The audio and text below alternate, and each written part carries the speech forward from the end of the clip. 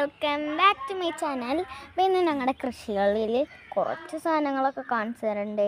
First തന്നെ നമുക്ക് കാണുന്നത് ഒരു വാഴയാണ്, 2-3 വാഴയുണ്ട്. പിന്നെ കാണുന്ന ഒരു വെണ്ടക്ക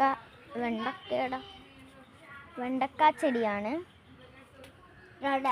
പിന്നെ കാണുന്നത് റംബൂട്ടാൻ ചെടിയാണ്. പിന്നെ നമ്മൾ കാണുന്നത് എന്തൊരു ചെടി, ഇതാണ് എനിക്കറിയത്തില്ല, ഇത് വേറെ ചെടി, ഇത് ഏതൊരു ചെടി.